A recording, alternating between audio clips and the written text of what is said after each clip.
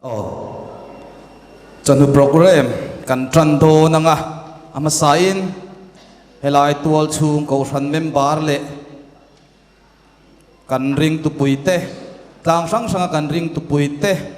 centenary chi bai kan buk chewa kan bishop zom takte kan parish priest kan vg ni bokte puithiam te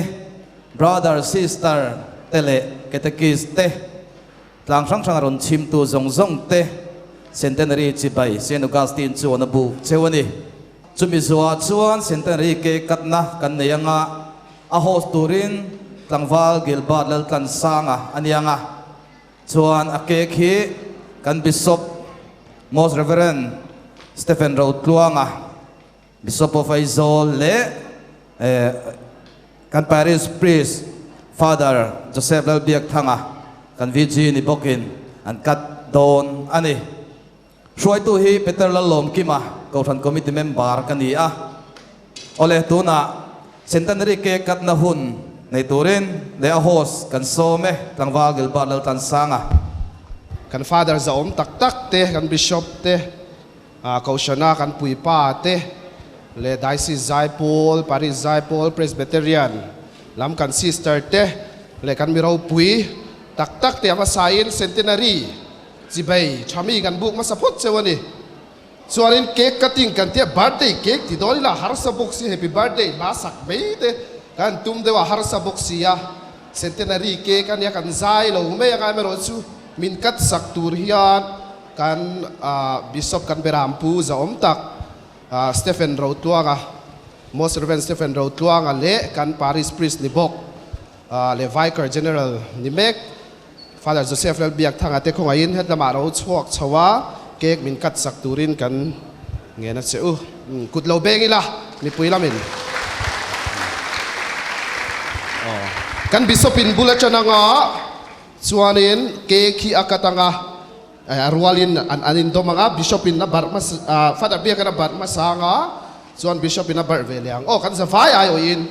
le voi khat voi ni voi thum kut benga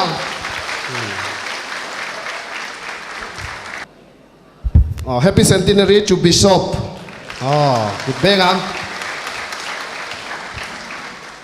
on behalf of all the priests and religious happy centenary.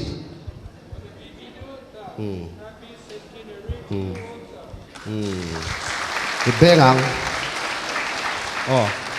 Kan berampu zom takle kan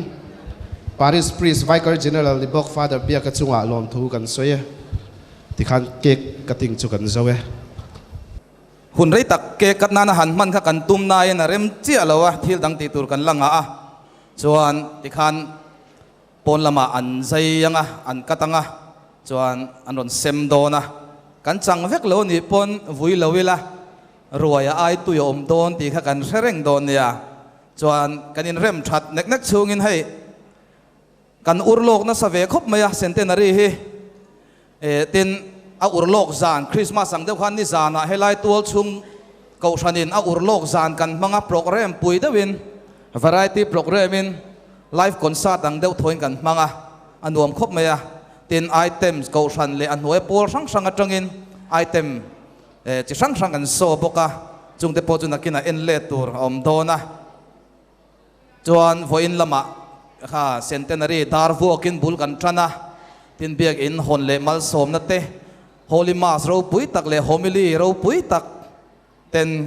hun kan mang to a souvenir kan tlang zar boka tin mass hun chung khan mi pui kan thai em ma helai ba ka hian khi gallery an oma tin kan biak in luya sonin live in projectorin tam takin an lo zom bok ani chuan kan tran tak tak to a helaya lut tele pona la om tapon ron lut bel zelanga chuti rual jon pona khuanin he centenary pol hian souvenir kan buat save a chu chu cheng za ai tlom lovin a thei thei chon min lei sak tur khan median documentation chon min ngen ani chuan he centenary lom na bong lu hi lian tha mel tha deuh mai nia chu chu mi papolin lucky ticket ta nan tia make up an noi veka mui sen takin chu chu cheng som ni chawan tia ticket kha cheng som nin bong lu lei thei don ni chu asa po tam mel khop mai chu chu a thei thein kan dor bok don ya chuan roi the ma in khulai tol zola khuan ro pui takin lucky ticket kha an vor don ani ole kan program ngi kan kalanga pu David Vanal Shoya kan kaushan leader welcome speech sai turin kan some hatiang hun man hi kan la ti thang lova kan thiam vak lovin kan ka ho phur bok sia eng poni se ka thiam ang angin kan ti ve bor bor menga hey ama sain centenary min suai kheng tu pathian ne na lom thuam sela tin kan phurual lo biak in moi tak mai thatak mai sak natura tha le zung le sum le pai tho tu te zong zong chunga lom thu ombok ro se he voina hian he ni hi kan theng tha theng em o ti kan ngai tua ril ruwa zam thin khop maya nimit piala ma te ruat sur deu ril ruwa zam khop maya ma ro chu he voina pathian in kho tha tak mai min pe kho tha tak mai nuaya kan han in mo khom theya kan lom khop mai e kan bishop le kan paris priest rem ruat puina in voin ni hi ruaman ania pathian in min ti lo tlin sakawangin alom om khop mai hey kan pui thiam zong zong te voin in rin ni khera kan han ti na san te po an man ve ni nia chu wang chuanin tam tak buai ni man lo ni ni ma se kan pui thiam te hun rem chang kha kan chu ve wangin voin in rin ni hi kan pui thiam hovin kan rot ani te chuan kan mi som te zong zong a hlom hlom min lom thu kan se ge kan mi som te zong zong hey abik takin diocese zai pol te le kan zai pol rang presbyterian thalai zai pol te helaya kan som na min ngai poimo sakawangin kan lom tak zeta voina hian lim takin he hun hi imangang u tin kan bishop te le kan pui thiam te kan sister te brother te voinia mi ron lom pui kan lom na mi ron trom pui tu zong zong te in chunga lom thu kan soya pathian in mal somin om pui zel chu sela voina hian veng sang sanga melria talu om to thin aizola lu om tele mun sanga lu om to te le ko san sang sang aizol khopui chung city paris chung ami kan som local zong zong te in zavain kan lo lom chewa voina hian kan lom thiam lo cheu po ani mai thei ma se kan voi khatina ania min se thiam don nia biak in thar hon te hi kan voi khatina ang deu ania tin centenary pheisu avoi khat na chiang bal ania chu wang chuanin kan thiam to lo na te min lo the thiam aniang chu voina nilengin hun min man pui ula te chuan taya ruai min the pui theu turin in chungalom thu soi chungin ka han som thar le chu anie ka lome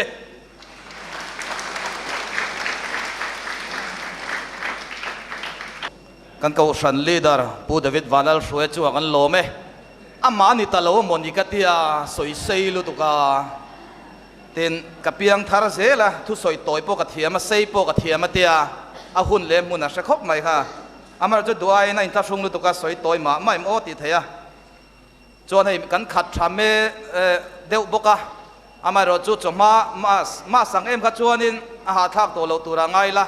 keima catholic ni chia lo tan po thing thit te din te kha om to chen don lova a ha dam deu to do na chuwang chuan kan khat koi tura ngai la a thange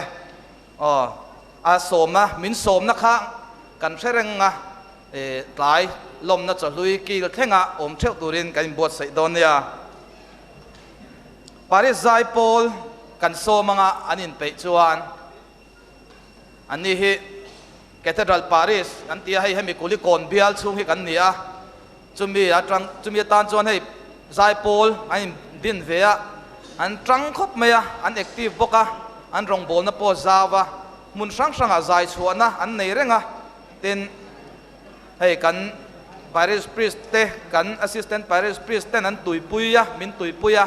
an rong bol na po hi malasom em ni pathianin an rong bol na zawa tu na po hun chep takara kan som na ngai poi mo in zai Paul minon nei sak thei do na an chunga po han lom thu kan soilok ni se thange o Paris zai Paul te helai han rem a ran zai ha me tu kan so me Oh, ama sain Melriat Kaushante Centenary Jubilee lomna chibai kabuk chawa ke hi anrulan mun sanga assistant conductor kania voin hian kan conductor hirem chan lona wangin keman karon conduct dona ti chuan biakin tharo pui takin hong thei hi parish zai pol te chuan kan lom pui chawa alom pui nan min shwai zel thin ti hla kanon sadon ani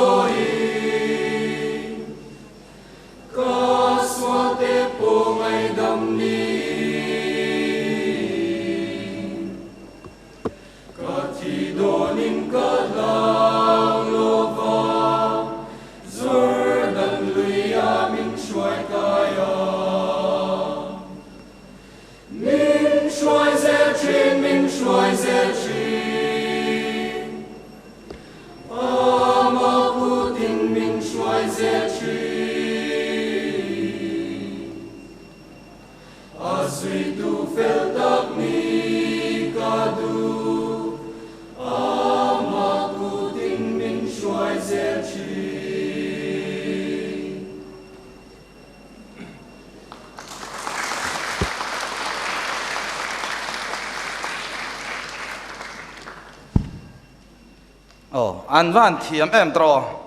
an conductor khalo la ding lok selan chu midangan chu arem nuwa hei centenary pualin hlanal tak mai minon rem saka lom tu soinan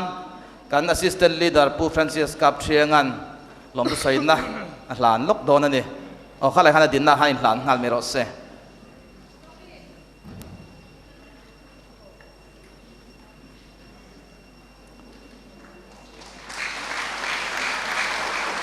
เอาเลยท่านปาริสไซโปลาฮันเมเรียตตรังโปเฮียนเมมบาร์ปังอาไล่กันโถเวียจวนประคัดที่อันนาเลสิรนาฟางิน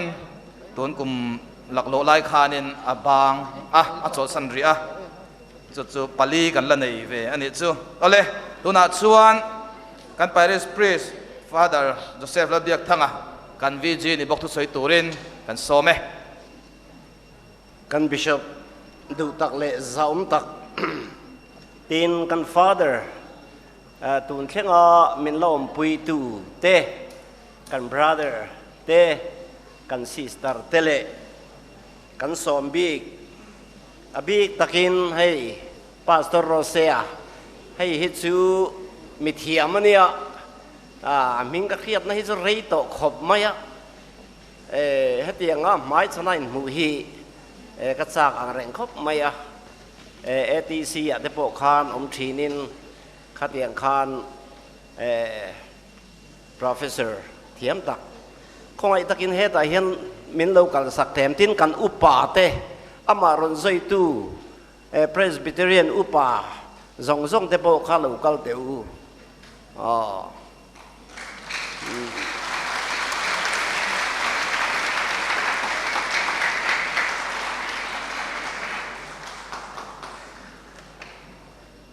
ที่ขาน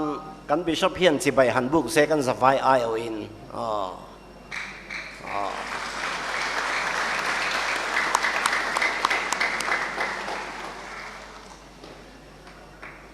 ที่ขานชาคาอันละลกงา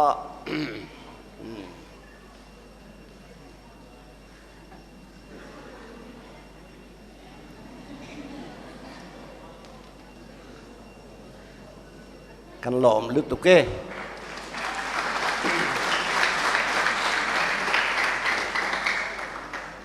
ตีนกันส้มก็มังเงโมกันติเราเรไลน์ Presbyterian ให้ไล่กันอูนาวKTP ไซโพลที่กันส้มก็มังเงโมกันเตียอเมริกาส้มก็มังอุ่นเทียกันทลายเต็นให้กันสอบนังไอปอยมัวมินรอนเตลเทวังเฮียนฮันดิ้งชิมเตอคงไอตะกินเฮิว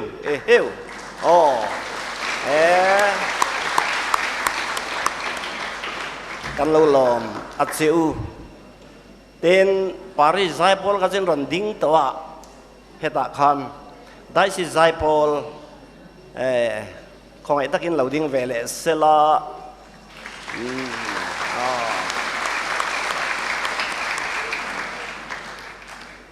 ที่กันสิสตาร์ส่งเตะ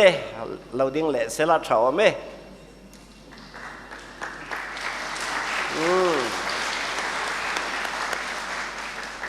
อันนี้ยังซัดเวลิชนมินหอนสันเละต่อดิ้งกระเชียตีนกันฟ้าตอนเด็กข้ามีปุยลำห้อยขันหันดิ้งเวชิมเตียวสลามามีปุยลำห้อยขัน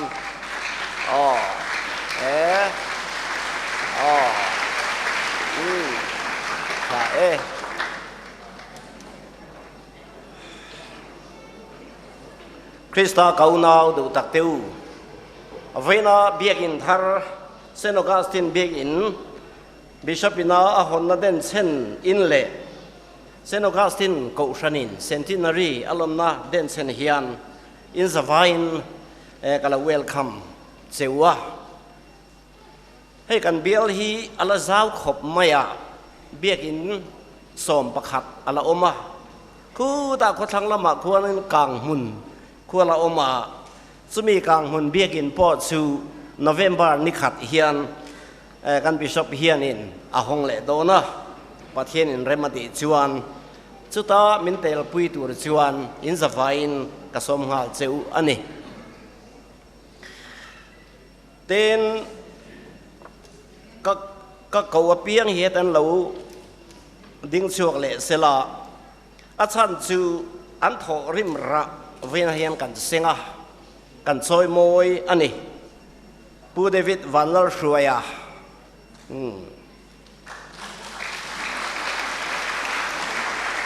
pu Francis Kap Chianga ani hi assistant leader pu shuai kan leader ania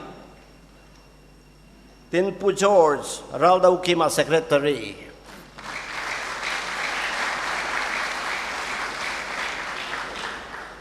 pu Felix Zosang Zela Zela hi khwenge Fatu ni mo Fatu ni tin kan treasurer pu George Zarem Tluanga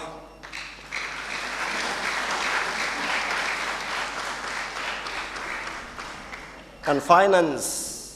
secretary tan atan hanti luilan ni ring to Nicholas Lauring Liana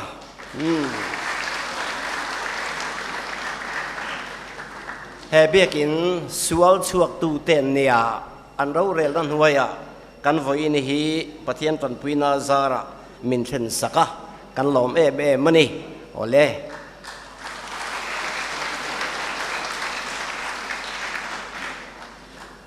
pu van loma au memo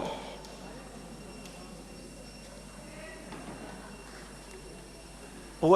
van loma hi solai kan biak in a frontage sei moi tu le hey kan mai cham design tu te hey ambole electron kan ti don em mi chumi min design sak tu le heng lai zong min design sak tu hian ni kan bishop kha local sela pu van lo mai hi chi bai han buk te se he tại hian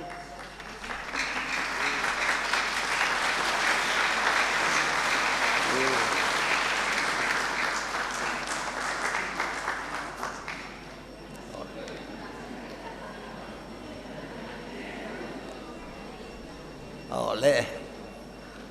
kulikona nu pakhat chuanin pu van lo mai hi mystery ani boka cement work athiam boka thing lampang athiam boka solfa thiam boka engkim thiama atiani ome chutiang chuanin pu van lo mai kan chuang ani Saint Augustine ko sana hian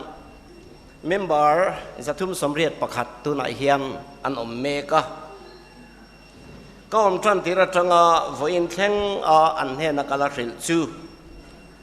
kumza kan tling dona father pakhat poina cher chuak lo sister pakhat poina cher chuak lo in tal hin tal ve rengo tani ka te hina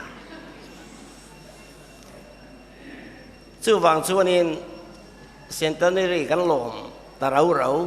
hei hiam father pakhat tal helai mai chama in thoina hlan tu tur hi akhin chuwa nge hi ke chuanin ka be se ani ten pui thiam te an tho pui na hian soi sel na tur ka selwa eng kima hian kanin ron tona chu wang chuan kan tho ho na a tha em ani kan thalai te nupui pasal hanin nei ba ka zirna sang jok uma anom bo thina wang te hian han kiem lai te hin nei thina amai ro chu athut muna om te hian thei to pin ko san tan an thanem ngai na chu an vong nung zel ani melriat kal nuam ka ti em na chu mi chi bai hian pe ya in khom main min chi bai ya in khom bana min chi bai le ya nuam san pe san pa ve sim sima tin nau pang te hi kaduat em maya biek in sunga an beng chen tu na hi chon an beng cheng to lo khop maya hetian chen che hi chu nau pang an ni lai jan pui ting pok an che a chu wang chunin helaya hian biakin lui hi chuanin ka thut khom tir thin ani ta chon to zet mai hian an thu khom thina amai ro chu kan parisha chon nau pang that nem ber na dot tu an ne wang hian melriat kal hi min ti phur thin ani ten ma pui te pi ma pui te pi ma nguri te trong cam hi tu lai jang ka thengun khopa mi hian ron vin an ron vin regot mai ni hian ka ria ti tur tam lutuk chu ti kara chuan he veina chuan melim tak an han pule thei te hi aro puya kan mai chepol te khan solai do kan moi tak te hey chair helai kan hun te le thil dang hi an tumatuna ringot po hian cheng sing riat man chuang sum an senga tin aperin an ordara pakati cheng sing khat le sang ni le zanga o cheng sing khat sang khat le zanga man vel ania hemi te hi tereu te nia mo cheng sing khat le sang khat le zanga man vel ani chu po chu an tum ani a kan mai chepol ne na hian lom thu ka soi tak meu ani ten hemi lom na tura organizing committee sang a committee sang kan handin te chunga a hlomin lom thu ka soi duwa kan tho ho na tha maya in mangai ton na nen khatiang ma kan lak tlan awang hian kan voi ni kan thlenga alom am kati chuwang chon in zawai ne na lom thu ka soya ni chunan soita kang khan arwai chumin the pui ngai tu ti hi kan in cha non le ani kalome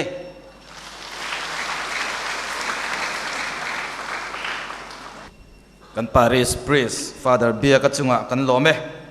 ani hi kan pui pa berania helai biak in kan hon theina chante centenary kan lom theina chante ahuna thu tha min rila thuron min pe ahuna chon kaushan member zong cho ei tui lo ro khopin min hau ship zelani ve khat homilia mian hau tak pe jo kan ho hi step an tu mai ka im be thap pe lo reng te ho ha min hau thin ni ama chu huna chon zai pola thala in telanga in de submit du lo kha poisa amana lo va pe zai pola kan tel na tu lo va submit le me thunga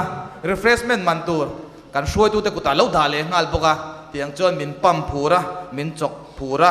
min nor kal thin ani achunga kan lom tak zete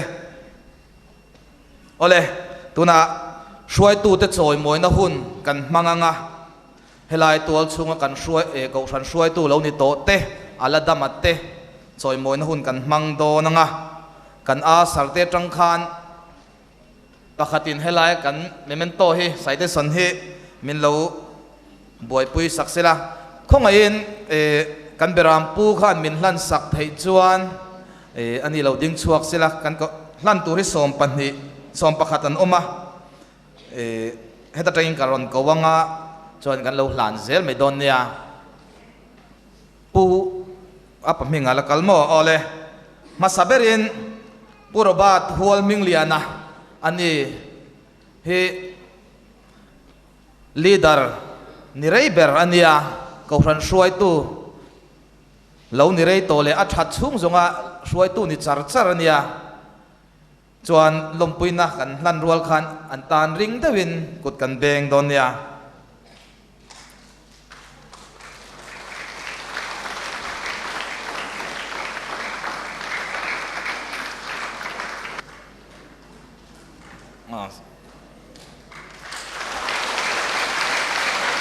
số làm hơi khan than lạc thấy chuan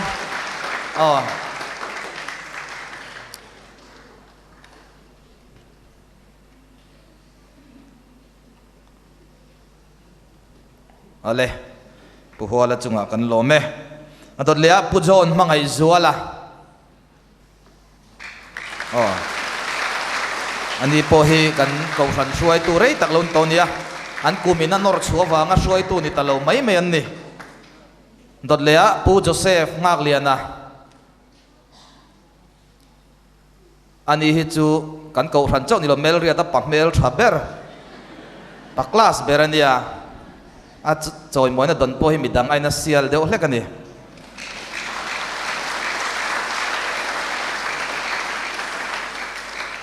dot lea pu David vanlal hruaya tuna kan leader ni mek ani hi biak in sak nana an chung kwa na tlang zingber Paul ania mani chau pot na tlang beithin ani pu Francis kap thianga kan assistant leader ni lai mek ani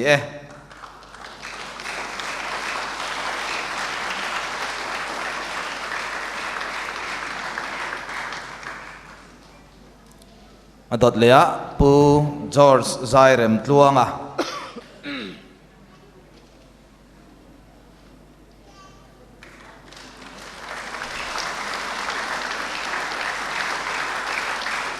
kan treasurer nilai mek ani hi hual ngau lama so na toa amara chu mel riat alaloi ani adot lea pu George Raldo kima tuna kan secretary nilai mek ani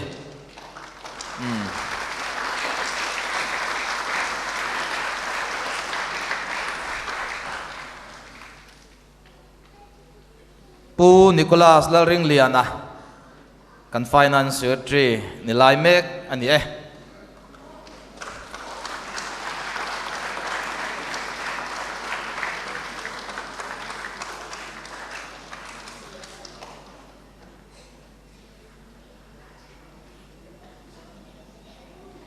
pu Francis Lal Fak Zuala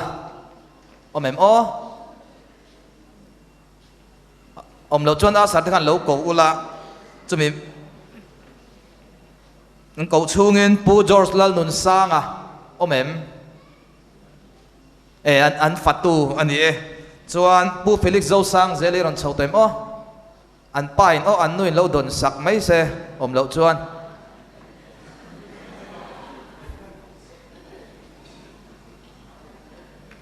an di poi fatu lam le mi papol lama a boy deuh hlek ani chuan pu George Lal nun sanga hi lo lak sak thei kan chuan chungte lo lak sak mai se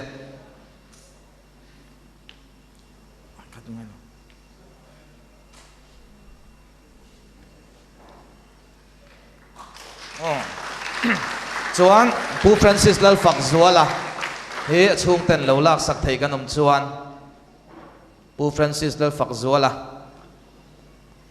pima thangi khan lo lak sak mai se zo khothar lal nuin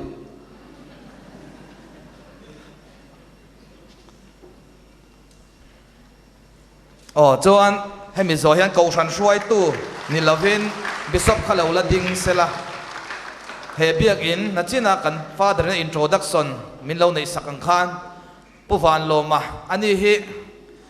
ko ran committee chuanin angai ro puya da sang em he tiang biak in kan nei theina ta na tha tam taka thua tlom ngai taka upato chung poron pheithin le min tlom mai sak thin na zong te a contribution zong te soi vek don to soi tur tam tak omanga kan lom tu soi nan le kan choi moi nan ko ran in hei hi thuziak hi ila nang an tia chu ko ran ayoin kan bishop in min lan sak don ani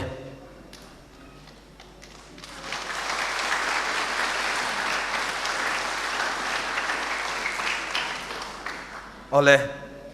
bishop chunga kan lo me ti jong ha choi moi na kan hlan thei ani chuan Zai Paul Melriat Presbyterian ko ran Zai Paul kan kawanga chumi zoa chuan lompuina thilpek pedu kan chuan ron kengte kan ani chuan hela Zai Paul nei zoa khan ain hlan na hun kan manganga kan ko ran hruai tu tenan lo dong anga kan Paris Priest hiti turin kan TZ9 le ani poi choi moi mo ti kha kan tum nine ani chu anei tu pa lu berani wang khan anei tu ten choi moi ngai love manin choi moi chu mol phau thak acha pau thak kan tia kan pe ve ta lo ni Melriat Presbyterian ko ran Zai Paul te Zai turin kan so me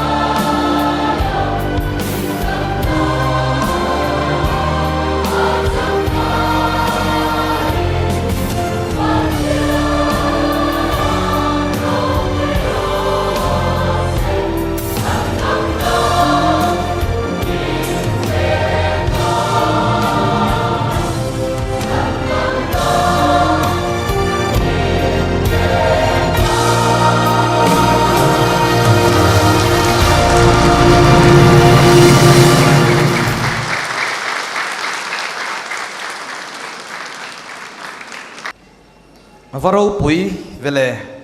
kan mur choi melom an ni hi kan Paris priest khanin thalai ke tripi zai pol an tina khanin ko than zai pol an nin kan ria alo soi sual palamo ke ka soi sual pal zo kan hi pon tu ma zok min ngai dam han nge na chuan an conductor kha lo la ding lok se pujor zai rem tluanga kan ko than treasurer hian an hun lu tak senga zai pol thatak miron nei sakawangin lom tu soin na landon ani kan lome an zai thiam mai ring de win kut ve khat in bet sakle te a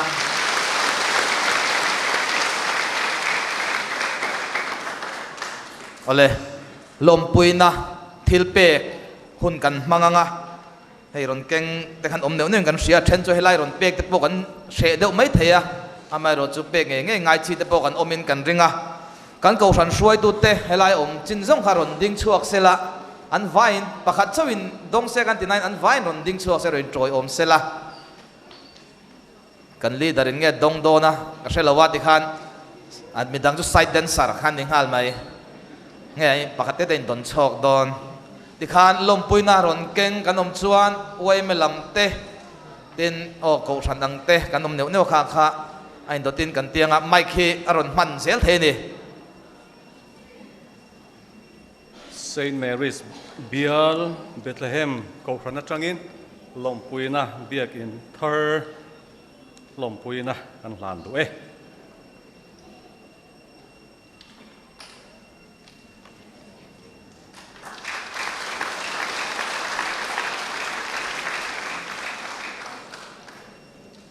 Saint Augustine Church in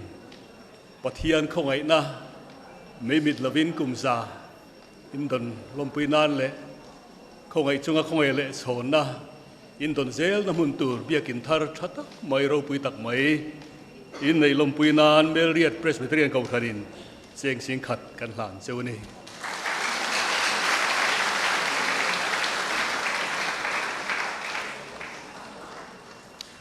Christ the King Cathedral Kaukrana Trangin Lompuina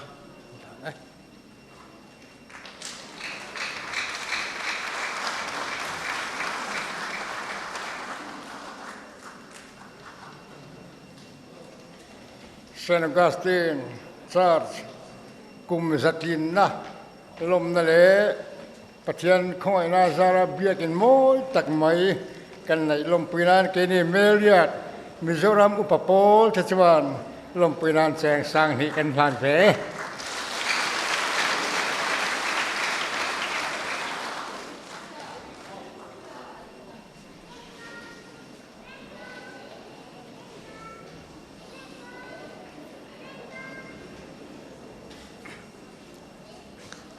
Saret Hatzas Lanuam Cathedral Station Atangin Saint Augustine Church Melriat 10 Biakin Thar Honnale alumna in Nale Centenary in Lumna Lompuinan Katilpeki and then Land Venture.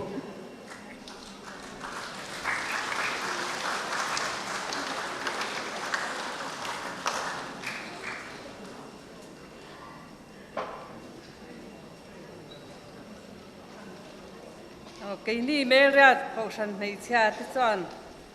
biak in thar hồn lệ centenary Lompuinan he thilpe khi kan ron lan te cheu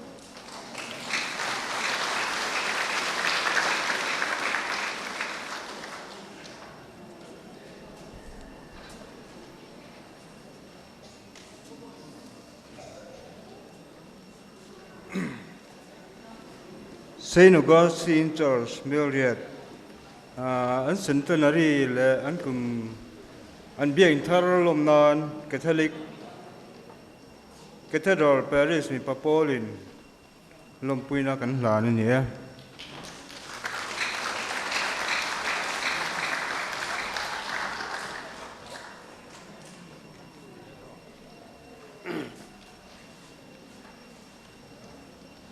Saint John's Church Muthi Atangin lom pui na an lam ve nge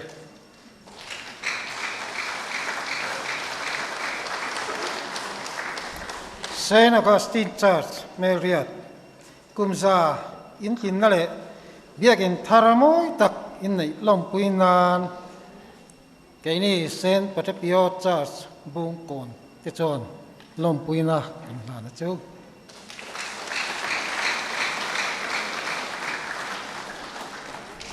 Saint Augustine cầu trần te biak in râu pui lệ mỗi tak này à pathian cái xoay na centenary in lom thei kan lom pui châu Catholic mei che Paul Cathedral Paris chuan thi pek hi kan hlan ve cheu ni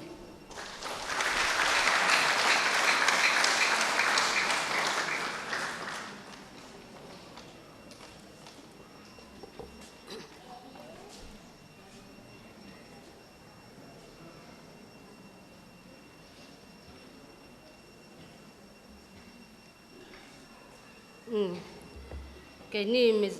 Marriott MHEP ten lom pui na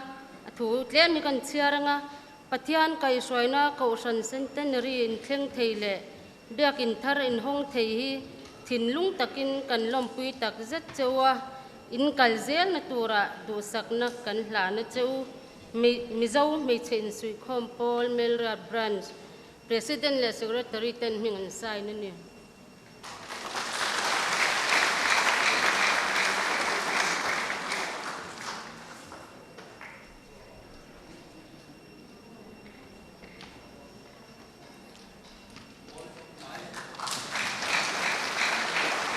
Saint Augustine Church Marriott te kum zatlin lom na le biakin thar nei lom pui na tan Keini Cathedral Parish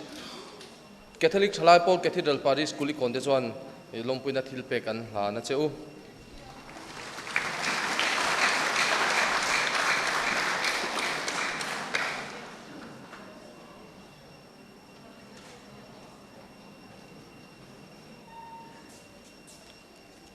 Marriott khotla ngala thleng ngai reng lo kum zatlin lom na Saint Augustine biakin thar lom na le biakin hon na ni pa formin cái ni Marriott ko thon pavalai pol te chuan cheng sang in han lom pui ve nge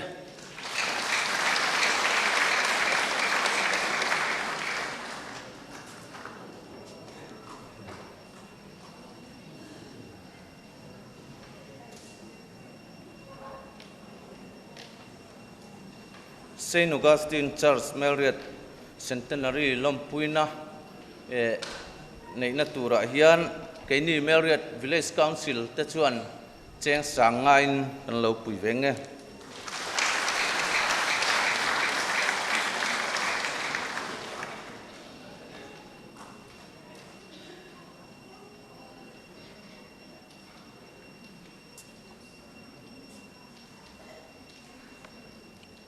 Saint Augustine Church Marriott te pathian kai soina le ompui na changa in kumza lom la le biakin thar hon na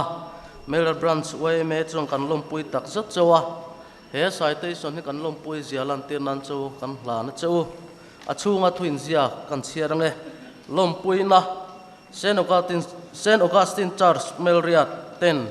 nili October sang ni somni panga a kumza centenary in thleng thei le biak in thar in hong thei hi Keini Marriott branch way me ta chuan kan chuangin kan lompui tak zet chawa in kalzel na le in rongin bol zel na tura lalpan suain ompui zel cheu se yang mizo association Marriott branch way me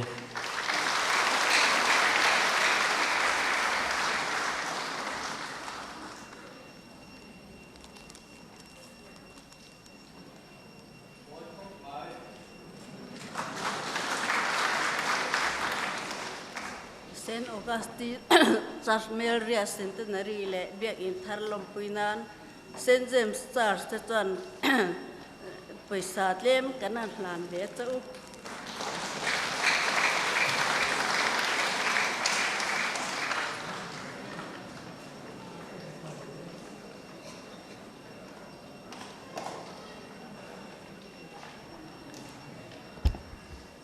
ole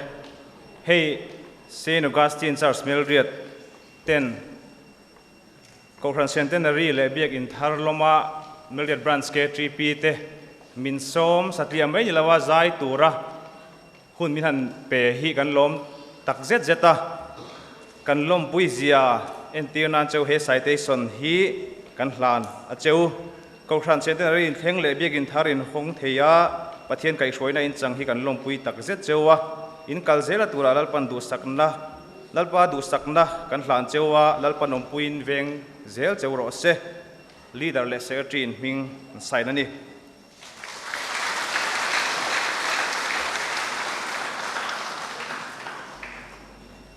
Lompuina St. Mary's Church Electric Veng Atangin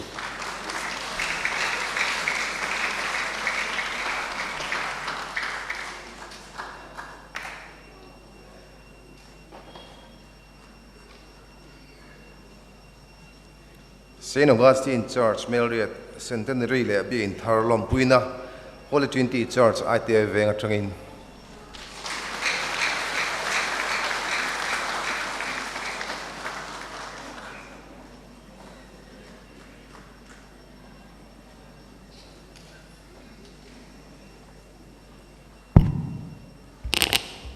kan ko ran roi tu te an thut muna an kal thei to nga yang thil pe min be tu te zong zong chu han kan valom em centenary le huna bo kan som leang sum fai min pe tu te pe kan thei hil don lo shrim ale tuna chuan ko ran chan chin le biak in sak report kan ngai thanga hei hi abuat sei tu pu be zilal chona man na ron chiar chokanga aron abuat sei tu te hi pu jon mangai zual te pu George Zairem tuanga te le pu GP te midang dang median documentation na member te khang te khan ni a khai pa te chu pu George Zairem tuanga le pu jon mangai zual te anni chuan he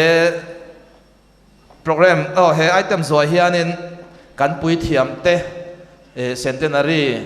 lom tu soina ko thanin chete buat saya chumi chu kanin hlan lenghal donia pu bezila kan some Saint Augustine Church Melriat mingin chibai kabu ka cheu Melriat khua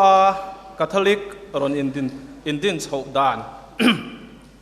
ama sain Melriat kholon rondin chaudan toite in hantar lang masata ila Melriat khua atanga khochak lam nai tuna electric substation hun khu kailet kon ti ania khumi huna khuan kelsi lal sailova opna nuaya rual zachi ngate chung kwa banglakar kong melvengin an khosa a kum sang khazakwa malam hret atang khan an omani tichuan kum sang khazakwa somruka helai tlang hi ron sa chuakin tuna PHE tuizem lian bula hian anon in son chowa helai hi so lai kan hnung lampang tlang so ani in masaber chu aloding ta ani tichuan reilo te a mi ten ron ombel zelin in som vel chu an tling ta thuaya a khominga kailet ti chu reilo te apu nge a atlang hual vel hian thingdol thinglian pui ading khupa chung thingming choi chuan thingdol khuwa ti aloni ta ani mi te lo ombel zelin Melriat lungdin na kona kongpui dunga an ombel zela khominga thingdol Melriat ti aloni ta a atopa sorkar lama tragin thingdol ti chu pailein Melriat khuwa ti aloni ta ani ko fran din chaudan Mizorama Wales Ramatanga missionary lo chuakin Christian sa khuwa anon puluta ti chuan helai tlanga omtepo Christian an lo in peveta a chuti lai chuan Wales Mission Christian ti ani kumsang ka zakwa somni panga alo her chuaka Mizorama Catholic ko fran alo din dan chu souvenir lama khan kim chang le chip chir zokin tarlan ani kha kan lo chiaranga February tha sangkat zakua somni panga a kulikon aizola din ania adin tu zinga apui pa ber pu thang phungan atrian pa pu jon chonga te omna khuam thingdol mel riata October sangni sangkat zakua somni panga a aron din puita a adin tilaya mimasa Catholic ko sana lo in pe te chu pu jon chonga te pu James lai kunga sang hilova zaloma paboka Linas ruaza chinga Joseph chalian thuama Philip lian ngura suak puya darteya dokhuma van khuma lai ora pateya Lucilian chungi Sailian vungi le Elizabeth lian dailovite anni ti chuan chung laya mi masa te chu enge mozat mundanga an pem chuaka a pem bang mitlem te ta chuan Catholic ko san chu an tung nung chove sham zela zoizoya pung ve shatin tun hun lom hun lu le ro pui takhi kan thleng chove ta ani tun hun a hian St Augustine Church Melriat aloi hi ko san member zat hi zathum somriat pakhat kan ni kotlang ta na ko san malak na te Melriat khuwa hian school a velova khuwa in sikul kan mamo na ria in ko san hruai tu ta chuan pui thiam hne na school din sak turin an dil ta chot meya ti chuan school kan mamo zia ria in miron din sakta ani zirtir tu atan hian South Sabual lal papa John sang lura ko chovin an ruaita a kum sang kha zakwas somnga pathuma primary school chu kan lo nei ta ani atir lama chuan khothen kelsi le huango hunlam atang te poin an local ve thin nge ani kum som pakhat chung chu ko ran sikul ni in tuna kan biak in hlui huna hian adinga kum sang kha zakwa somruk palia sorkarin alata a sikul po son ani tuna community hall more sub center bula khuan sak anita a huna local zela mi kan pung ve zela middle school mamona asang ta a khothen oma sikul kaireng kha harsana tam tak a thina ti chuan ko ran hruai tu ten school mindin sak turin pui thiam hna andil le ta a chuti laya min bial tu pui thiam Father S Michael chuan school education department riat puina in mindin pui le ta ani zirtir tu tur hian South Sabualami bok pu Nicholas lalring liana le mamitami Philip Rosiam kima asom chuaka ama kai hruai brother Joseph Susai le tual chung mi Henry Zo sang liana le Sylvester lalrin liana tenen thokin tuang takin school akal theita ani hun kal zela pui thiam te tan school and kol reng chu buai thak chin alo oma Bishop kuta hlan ania Bishopin Monfort brother te kuta hlan chhong vele in anin hun ma thatak te ron buat sain ma anon son chho zela tuna hian middle school mai nilovin Monfort Academy KG1 to class 10 thleng hongin tuang takin ankal chhota ani biak in chungchang hi toy te han soile ta ila tuna hian Melriata Catholic ko ran din ani atanga kumza atlinna kan lom rual hian biak in thermal som na le honna ani boka wangin atira tanga kan biak in nei chhodan te hantarlan tel tha in ka ria toy te in kan tar langange biak in pakhatna kumsang kha zakua som hi panga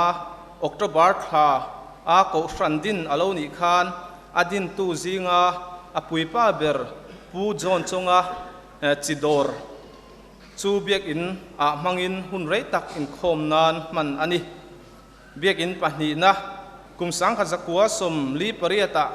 pu John chonga hian a huan ram chu biak in huna apea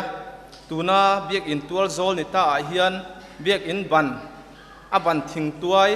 abangdap achung di le athutlenga mau pumrem khom hangin sak ania hun rei tak ni in thom that zel ania biak in pathumna kumsang khat zakua somruk palia amun ngaya hian ฟิตสมนิเลฟิตสมปลียเลียนินอบังทิ้งใจอดังจูดาบเลดีมังอาสักเลอันนี้เบียกอินปลีนะกุมสังขจักวัวสมรุปปลียอามุนงายบกเฮียนฟิตสมนิเลฟิตสมปลียเลียนินอบันทิ้งใจอดังดาบเลดีมังอินสักอันนี้เลอันนี้ให้ฮีเรโลเตลัวอันนี้เบียกอินปังอานะอเบียกอินปลีนะกุมสังขจักวัวสมสริปัสริยาไอเลียนเดวเล็กินกันสเลอันนี้ติจวนพุนาลวินเฮร์เวเลเซล่าเบียกอินปังอานะฮีกุมสังขจักวัวสมสริปักวัวกุมตบละมาอามุนงายะเท้าฟิตสมลีเลฟิตสมเนียเลียนอจุงรางว่าเลมาจังกังเดวเล็กินอบังไตล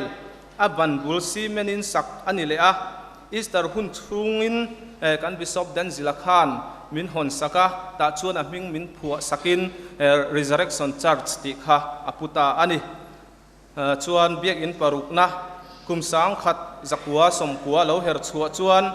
เบียลตุปุยเทียม Father S ไมค์กลัดฉันเห็นไงน่าจาระเบียกอินทารสักบุลทันเลยอันนี้เบียกอินหุ่นแต่ข้าอะไรหาวตักวางขานินเบียกอินพวกข้ากันสรีเลยอันนี้แต่ชวนกุมสังขัดจักวัวสมกัวปฐุมนีพวกขานกันลัสเจ้าเลยเทลวะเบียกอินกันในมูมาโลวางอินสกุลาเตคาดินกันอินคอมลบชินอันนี้เบียลตุปุยเทียมเตอันโลวินทากะ Father S ไมค์กลักข้า Father อารุลปานันรอนทากินติจวนนั้นนี้เขาคาดินเบียกอินสักข้ากันชุนซมเลยเทโตปะหารสตักจุงกันสักเจ้าหัวเบียกอินทาร์จุกันในเวเลยจุตาชวนกันสิกุลกันเล่าในโตซามิงโจอินเซนต์ออกัสตินจัร์ชติค่ะอาลูนิตาอันนี้เบียกอินปัสสรีนะให้ไว้นะตูนักกันอินคอมนะตูนักกันชุดนะที่อันนี้ให้บิสบินมัลมินสมสักตักเละฮีอัติราชวนิน Sunday School ตูรังอดวนอันนี้กุมสังฮิสมปลีกุมตีระคติลายามินเบียลตุปุยเทียม Father เจสิลานันเซงนวยสมปังอาเซงินบุลมินทรันสักSeptember นี่สมปลีสังฮิสมปลีลุงภูมินภูมิสักนาโปโถจันฮาลานี่ตูนับเบียกอินชวดเท่งฮีสลับชูนันนี่หัวเบียกอินตานกันหันบวชใส่หนุนโนเลยสุดท้ายชวดินเองหมดเส้นกันโจละสักชุนจมนาตูร์ปอยสาแต่กันในไม่รู้วางินไรตักโจละนี่อันหัวปอยสาอมังเตงไอตัวนี้อินสักชุนจมตูรักมาลากันนี่ผู้วันโลมาจางหนัวมามีกันปุนะอันนี้เฮียนโตมไงมินชัวสักdrawing เต็มินบวชใส่สักdesign เต็มินเสียมสักมอยตะกินมินดวนสักให้มีไม่นี่เราเฮียนอามาเงยฮีอามุนาอารอนคัลทรีนะนัทโตอารอนวิลปุยอารอนเอ็นปุยไว้ตั้มตะการอนนัดลางไว้น่าเฮียนจุงอาโปลมถูกันใส่หาละนี่เบียกอินสักนัดอัตานเฮียนซุ่มกันเซงเนมเวอินจันปุยนะตั้มตักโปกันดงซุ่มกันหูนัดเทนขัดที่โต้เต้นหันตาหลังตาอีละ Father J Silanan หน่วยสมปัสสริมินเปียParis Pastoral Councilin หน่วยสมปนิอินมินจันปุยตินตัวชุงอินโลนกันละโลนที่กันหันหลังอุ่นขบกันได้โดนเราอิละเละแม่งูกันติดชีนะอย่างจนหน่วยสมกัวปฐุมไล่โลนที่กันละอันนี้สุภากาจวนตัวชุง Building Fund ตะกินหน่วยรุกสิงสริเลสางนี่อันนี้ตัวชุงมีอินพัลมีสมไล่ไม่ขันอันมิงไว้นับเพื่อนตาลันอันดูเล่มเลยว่าหน่วยสมปลีเลสิงเรียดสางขัดอันนนทอจูบากาจวนตัวชุงซุมอัตรินหน่วยสมปรุกกันเซงบกะตินปูเวียลเบลันเจงสิงขัดมินเปียเบียกอินเตกหันสัตชวะจุงกหันจัวปิมิงปุยอันนี้ฮิปูโจนจงอาเฮลัยเกาสันเหลาดินตูนูขานปีเล่ปูตะเชียดเร่งนานตีอินครอสเลียนตักเบียกอินเลระกันตาร์เซงสิงขัดสังลิมันไลมิรอนตุมสักบกอันนี้ให้บักอาเฮียนสอยไม่เทโลให้กันปาริสพรีสฟาเดอร์โจเซฟดัลเบียกทั้งฮีกงตั้มตะกามิน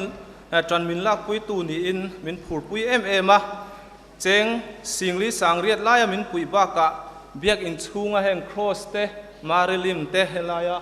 kan milim tar te le asira kan thil tar te le thil dang tam tak hi anin min ngai tu sakani ti chuan biak in saknan hian va in cheng nuai za som sari pangalai kan senga heng ba ka hianin natlangin mipuin tha tam tak kan tho bokani ole voina local khom helai local khom kan biak in thar min honna ta na min lom pui tu te zong zong le ron kal về thầy lem lâu kan som na ngai po mo mmc an om ti kan ria a chu ti chung po biak in khat mur meya mi pui in ron kal khom hi in zawaya chunga St Augustine ko ran mel ria chu alom ani ti kha karon soi ani kalome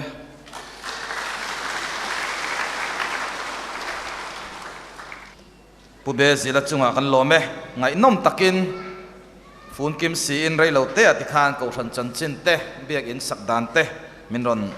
ngai thak ti ra min ron ria kan loma chuan pakhat le kan bel ve du chu hei nia father Michael khan St Augustine ti min thak te po apa ming join min an thak saka tiang te po kha ma chuan zia ka tin hei pu huala te pulian vela te na biak in skating an rem puar u lan chin chia vel de kha chu aron soilang du talo ni mele chuan aloya ko ran member kha zathum somriat pakhat ati kha mania thlama sa fa pa thar du om takania a chiar tel phal re lawani chuan hei adin tu te singami pu jon chonga tu le fa te voina hian minon troi om nin kan ria a begin chungain kan om mon om chon kan om muna han ding lok teang pu jon chonga tu le fa te ole antan kut ring den beng teang kan lom lu tu ke minon tel puya melria denon kalchang pon helai chu mi khwalin ni lawa nei tuin lan ni ti kha ril ro min von sak reng don nia ten hei adin tu te zinga le ko san suai tu lo ni to te a te tin helai biak in tu na mi kan lua kan hon tak atana tha le zung sum le pai tam tak lo tho to te lua chak em a hon ni thleng chak em thleng ta lo mo liam ta te an oma kan hrerenga ni zan lama ko san puala a urlok zan kan nei khanin documentary so mangin asun na hun an nei to a mi papolin lain an tha boka tiang khan ni zan lama hun kan mang to ani ole kan pui thiam te choi moina tila choi moina ni tel thawanga centenary thil pek ko thanin a hlananga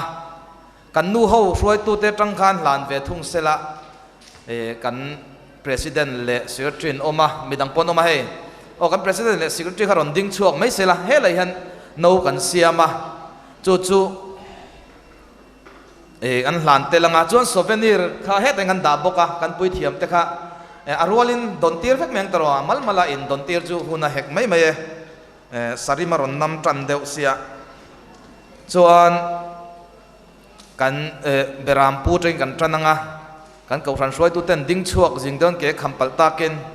nu howin minan hlan sakse thange chuan tlangwal mc khan lo pui sela helai no hi le souvenir hi lo pesel sela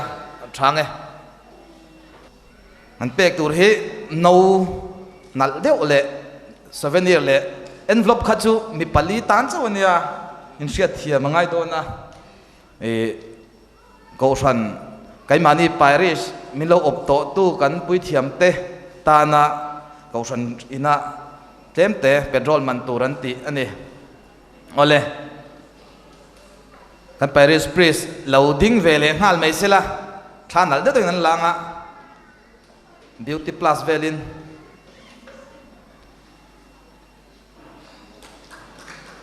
chuan father kalepa atang han chuan father jeroman ron zuianga tikhan ain dotin father james an khan ron zui vel ngan dotin ngan ti don ya an in line khate me an kan thuan oi sa in line ve rim te se father gabriel te po kha father francis te ring te min kut ben sak zela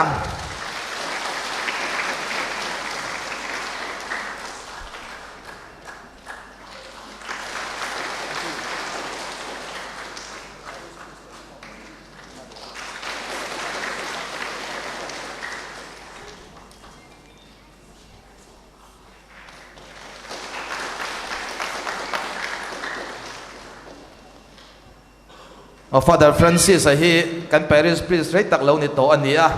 an hi envelope kha kan petel ani Father dang in thik oi lo envelope lang ringot ani thau kha paisa kan datel lo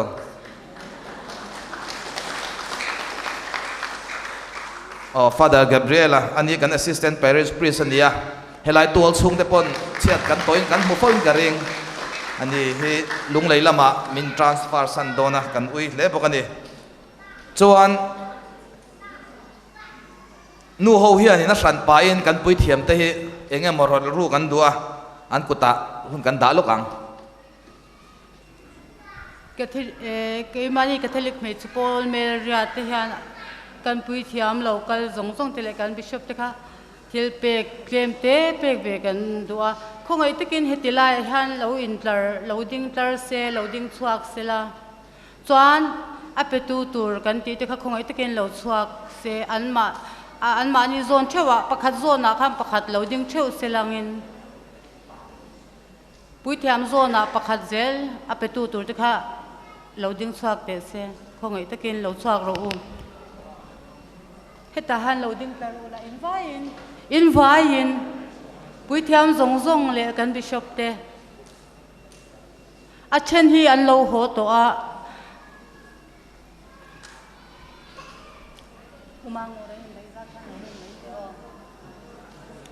pakhat zona kham pakhat zel in ding don ya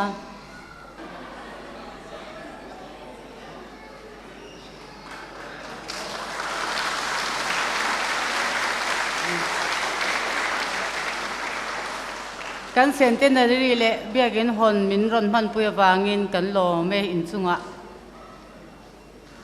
lom thu soi vak lo meng kha chu tro a petu zo kan ni tlat ei pu zon chonga tu le fa te khan na china han kan din tira hei an pi le pu te ming khanin he kan centenary le biagin hon hi lom puina min pe an thua chu kan ko san leader kharon chuak le me sila la hian chuan soi du nei chuan ta hian ron soi se chuan hlan le donia chuan chumi zuwa chuan diocese zaipol te kanin rin chuan zaipol nei turin kan som hal donia u chairman te le kan bishop te le kan brother sister te le mi pui zong te tun hun hi min pe ka wangin kaloma a than chu ni china khan ron ti ve deuh kha ka tu ma sela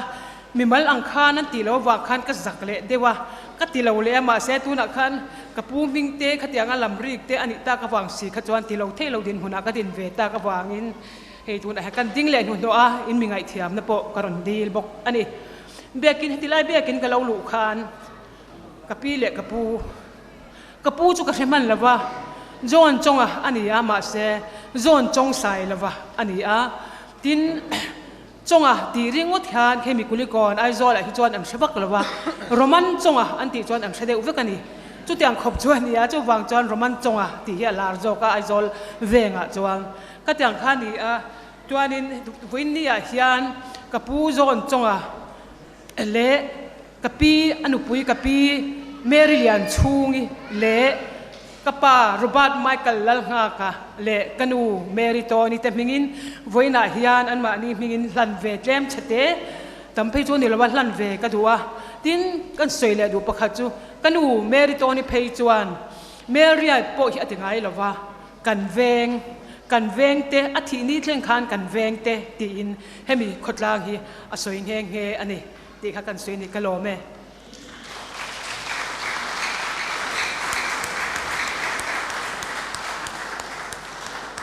ale kan lo me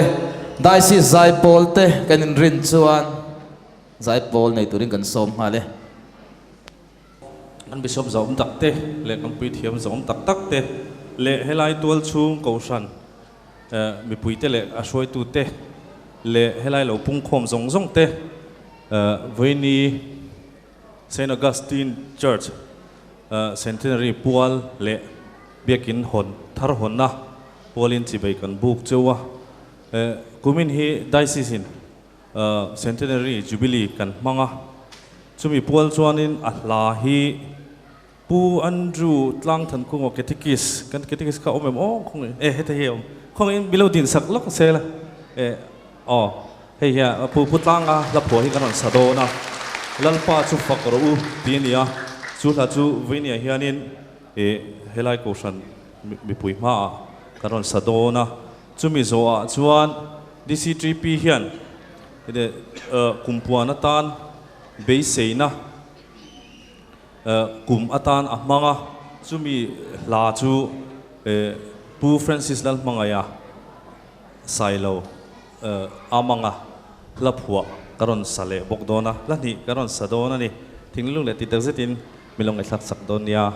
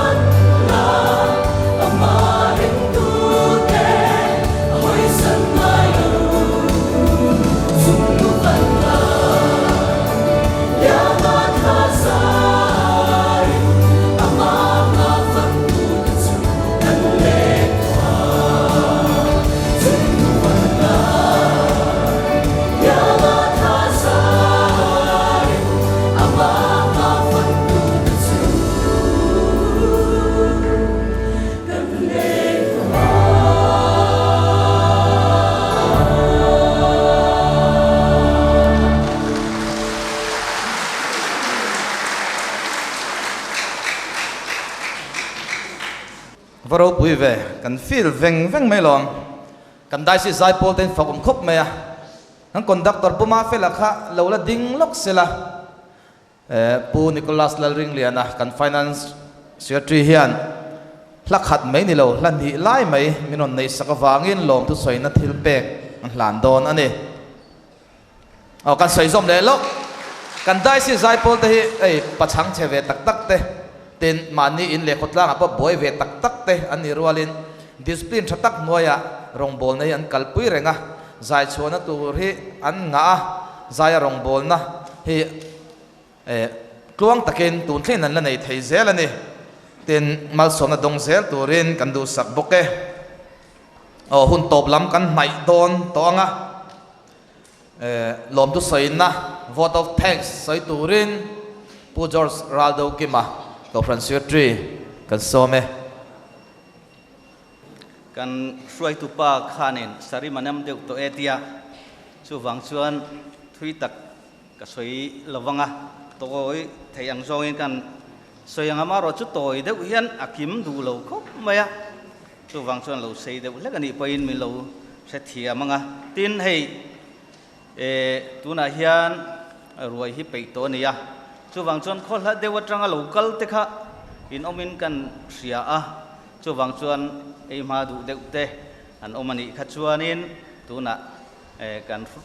fatu ten an pe vek to ni ti kha kan lo se don nia ole hei centenary le biak in thar honna kan han neya heta hianin min hon saktu kan soi photo angin kan bishop chunga lom thu kan soya tin kan father te local zong chunga le kan brother te sister te ketakis te le helai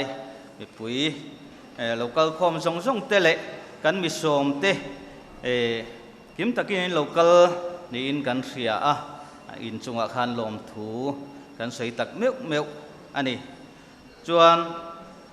hei heng hun theng tur hian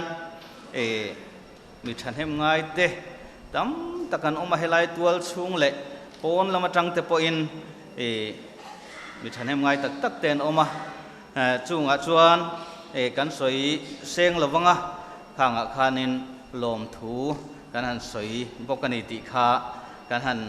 in riat tirin kan han soi ani chuan hei kan pui thiam kan Paris Priest he atangkai em baya than hem min ngai pui ama po hi local sing ani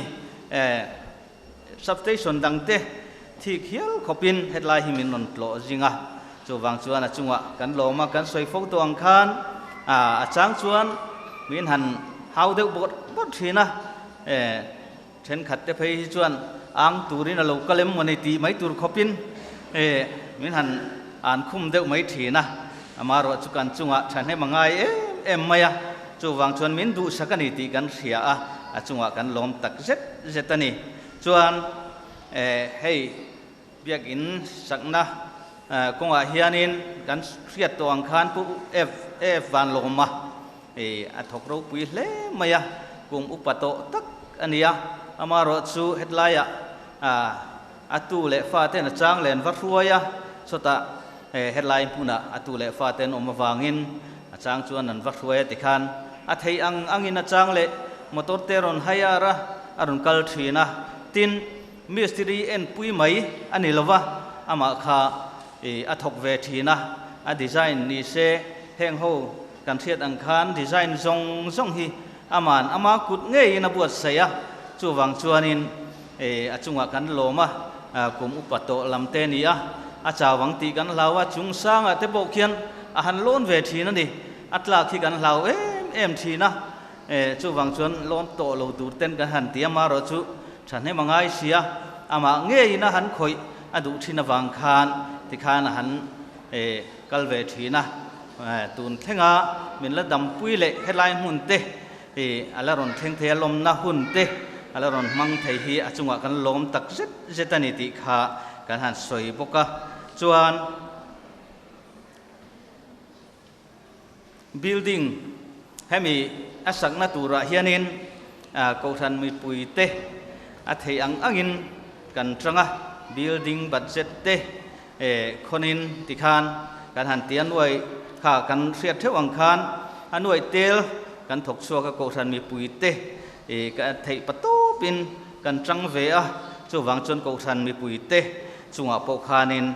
lom thu kan soya ko than mi pui te chan hem ngai na azara ti hian kan thleng chowatin ami mal ang point hei tha kan thon hem em maya a tha ang zong phei chuanin asang tel tak meu meu kan thoka chuti rualin kan riat lawan lo natlang mistri kan roi puwa mania chan hem ngai na lo natlang te an oman natlang sa thi chiar hlei thei lo khopin tikhan than hem kan ngai tlang ani a chu wang chuan ko than mi pui te chunga khan lom thu kan soi bok ani chuan he building nei thei tur hianin sum tho tu ami mal ang po in an tam em em a chuan an mani ming han lam ri kha an mani hianin reman ti chia lo mi som lai mai kha kan suai tu pa in ron soi to kha ha khan oman noi telin an ron tho thin ani chu wang chuan an chunga khan an ming soi lang lo mai la kan lom em em ani ti kha kan han soi in kan han tar lang boka tin tuna kan riat to angin piming pui a chung khianin khi cross lian pui mai khi ama min tum sakania poisa tam tak sengin min han tum saka chuti chung point kha loman hetilaya lom thu soi na nge ni atran pui na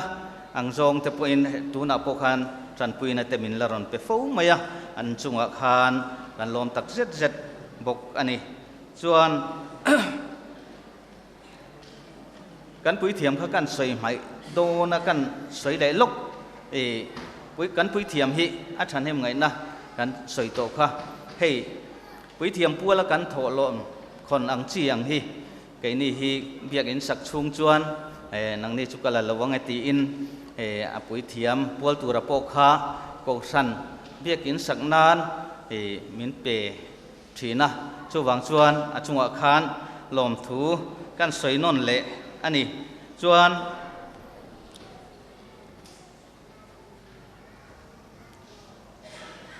hei kan mi than hem ngai kan ruồi min buat sai sak tu kan fatu te hi lom thu han soi kan du'a chuan an mani hi hei ni jan a po khanin an buai nak nak nin ka sia a chuan tuk in zinga cover ma tangin an buai to a tun thlengin an la buai ani a chu wang chuan kan fatu te chunga khan lom thu kan soi bukatin hei kan soi mai theilo kan presbyterian unaw te headline tual chunga mi te hei kan pastor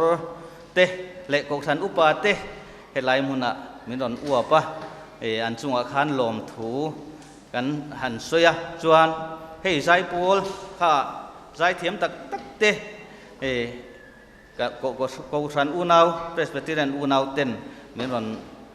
zai saka kan chunga khan lom thu kan soi bukatin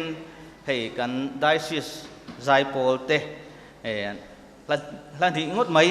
min ron rem saka an chunga khan lom thu kan soi boka chuan cathedral zai pol te zai moi tak mai min ron nei sak boka an chunga khan lom thu kan soi bok ani chuan hei ruai te bua sai ani a thui tak sei lo mai la ti kim lo tam tak po ka nei karinga chu wang chuan a kim lo laya khan ngai dam kan di la chuan laya ruai te kan han buat saya khata khanin kim taka min kil pui tur le tlai puar taka min ei sak turin kan han som bok cheu อันนี้ข้าก็สวยที่ตกนี่ไม่รอเสกะโลเม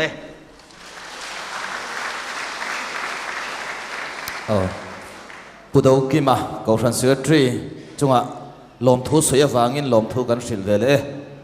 เฮ้ยกับบุลมิเตนจอยโดนตรงใจน่ะสวยจักตัวจูวังจวนกันเบรามปู Most Reverend Bishop Stephen Rautluanga CLC Bishop of Aizol มาสมนะอามินตรีนตูรินกันโซเมลมทุสวยเซนโลคำโลตะเกียนเป็นรูปุยเลนี่ลมมุมไงเมเรียตเซนต์ออกัสตินที่เฮลิมรูปุยเบตซีกันมีวันนี้เท่งปวานเอาเซนบัพติสสิ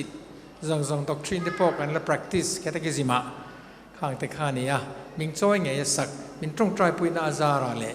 ปะเทียนมินอมปุยนาซาระกุมซาลอมเละตัวริเฮออกัสตินเบียกินลอยซองช่วงตินเมเรียตโกชันข้าตีเตปทั้งพงอาจังวันนี้เท่งเราที่ฟันแต่ไม่มีลวารินน้ำไม่เชื่อละชิดูเตลปนองปุยจะช่วงตินเตนังมาเนี่ยจังเฮียนกัตลิกโกรันซิตีนะเองชูเจ้าโซกะอาลูเดอร์เจ้าเซลที่นั่นแหละแค่นี้ชิมดูที่กันสบายนี่เราดิ้งอังอูลัลปันตรงจานไม่เสียที่เราปุยเบิร์มังคานินรัมอาลูเจ้าเซลเฮเซนเทนเนอรีเล่เมลเรียดโกชันเซนเทนเนอรีเล่อบีเกนเทียงเลยมาลอยซองเตจูปะเทียนรัมที่เจ้าตูอินตินมานิมัลนุนตินเละชูตินเละที่มานี่อมนัชวาเฮียนลัลปารัมสุติเจ้าละอมาส่วนที่เราตินเร่งละกาเตมินหุมีมาดูซองเทียงลิมเจ้าอีกันนุนนั่นเลยปุยเบอร์เรานี่เซลเทนานครอสสินเสียนเสียมิละป้าเละฟ้าป้าเละข้าเราเทียงลิมมิงินกันป้าวานามีอิเปงใจนำรอเซอีรัมเราเทียงรอเซอีดูซองวานันเทียงอินเลมินที่รอเซวินตานกันไอตูมินเปียงเซกันสุงาปอยคอยตูเตกันง่ายดมังอินกันปอยคอยเตง่ายดมังเซสวลตูราเทมนั่นละมาเป็นช่วยเราละเทลชะเราละกะสวลเป็นหุมิมโซขังเซอาเมนก็ฉันแคทลิกมีเตกันดังลำนั่นเลวานนี่นะซูป้าปะเทียนมังไงนะอมโลตายกิมดินตูอาฟปามินเปตูกันเนฟปานมินตระนะสวลทีน่าจังอินสมีส่วนครอสเลยรัจังอินอันนูซูกันนูในตัวริมินโลกตัวนี้เสวาอินวานะนูอดีลนั่นแหละทิลติเทนนั้นทิลติเทตักขนานปลากสำนับปออดีละวางในฟปาหุ่นเทงเรามาเซติตูขานินเป็นดีลปุยเวเทนานเฮเซนอกัสตินโกชันเตเฮเซนเทนเนอรีอากันอินปัวสันซงกันตีตูเตมาโมเตผู้ชูกันในเซลเทนานเราอดีตปุยนมิตรเราซ้อมเลี้ยงชิบายมารีเขาไงนะขัดลัลปาสุยเนนาอมเมเชียอาซงอามัลโซมินียาเอริลราอีสัวสุมัลโซมันีมารีเทียงลิมปะเทียนนูเกนีมิสวลเตมิตรงใจสักเซตูนาเลกันที่หุนดาราว่าคริสต์เจ้าเฮกันนั่นอะไรปุยนีอินทินลุงเทียงลิมมังไงนะอย่างไรพออัลสกันนุนเชวะกันทินลุงอายันนัสโซกาอัลอัลสวะเดังติตานเองกันจะว่าคริสต์เองเลยอัตุเทียงลิมเตนุนปุยตูพุทธวกตูกันนี่เทนานสวลทิลเชลาตินเร่งแล้วก็ผมนั่นเราดีแล้วโอ้ยสุทินลุงเทียงลิมเบอร์โอ้ยสุทินลุงเทียงลิมเบอร์โอ้ยสุทินลุงเทียงลิมเบอร์มาริเทียงลิมปะเทียนูโยเซฟาเทียงลิมกันดาซีสตานาเมนดิลปุยตูมิเทียงลิมออกัสตินเมนทองทรายนังนี้ปะเทียนวานติรโกเลมิเทียงลิมซงเตอูลัลปาสุอินเนนอมโรเซปะเทียนที่แรงกิมดุเทปาเลฟปาเลถ้าเราเทียนลิมชวนมัลโซบินมิช่วยเซโรเซสมัลโซมโอลัลปาอิฮาวสักนาตาแห่งทิลเปกันดันตุเตเนยันมัลมินโซมังเซคริสตากันลัลปาซาระอาเมนเราปุยนจูปาเลฟปาเลถ้าเราเทียงลิมเนนอมโรเซอาทิเรามังอินตูนาเลสตัวนินอาเมน ป้าเละฟ้าป้าเละถ้าเราเที่ยงเล่มเมงินอาเมนกันหน่อเม